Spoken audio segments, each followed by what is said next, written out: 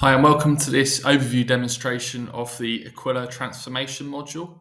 So if I just log into Aqua, you'll see that there are a number of different products available within the Aqua suite, but the one we're going to be looking at today is the transformation tool, which can be used under the queue management tab.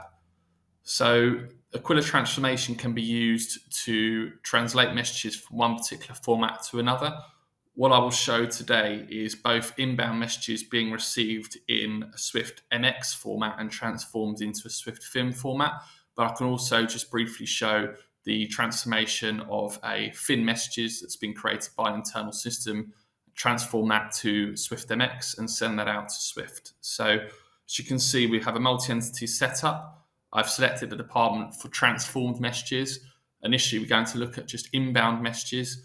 As you can see here, you can segregate particular messages that you've received via the message type, or by the currency, or by the status of whether they're processed, transformed, or unprocessed, for example. If I look at the message queues, I'll be able to see that there are some FIN and PAX messages. Let me just dive into a PAX 009 message. So I can see there are two PAX 009 messages in the system. I can view the message or look at the audit trail. The audit trail will actually show me that we've received this PAX 009. We've triggered a workflow which has created its FIN equivalent, the MT202, and you can see the transformation that's occurred. If I just click on that transformed pill, it will load up the transformation that's occurred, and it will be able to show you on one side of the pane the PAX message, and on the right side of the pane the inward 202 that it's created. So if you just click on fields, for example, the senders bit right at the top here, you'll see that it transforms to green to show the corresponding fields. As you can see, this is a message that's been transformed from one format into another successfully. You'll also be able to see that in the status of the audit trail that it's been transformed and now processed. Let's look at another example on the inward, where we can actually see that there's some exclamation marks that are occurring. The reason these exclamation marks are occurring is because of a truncation in the system. So let's just scroll down and see where truncation has occurred in this particular message type.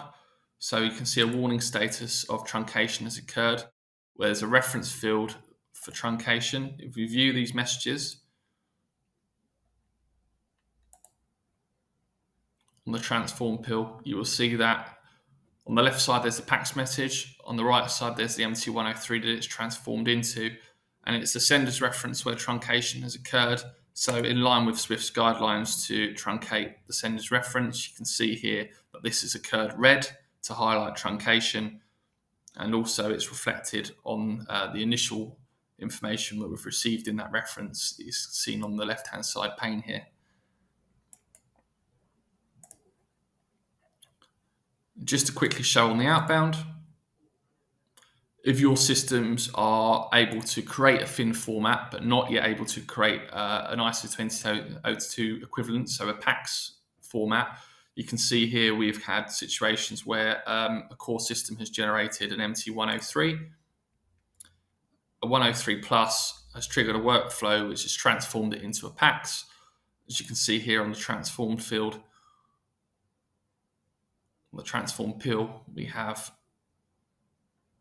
details of both the MT103 plus and the PAX 008 to show the transformation. This has just been an overview of how transformation works within Aqua. One of the key benefits of Aqua is that it can actually produce native MX messages, ISO 20002 format messages as well. So if a financial institution was looking to process messages through a transformation initially, but later on was looking to process messages natively via MX, then it only takes one solution to be able to achieve that, and that is Aqua. So thank you very much for listening, and I hope this demonstration was useful. If you're interested in any further information on the product, please don't hesitate to get in touch. Thank you.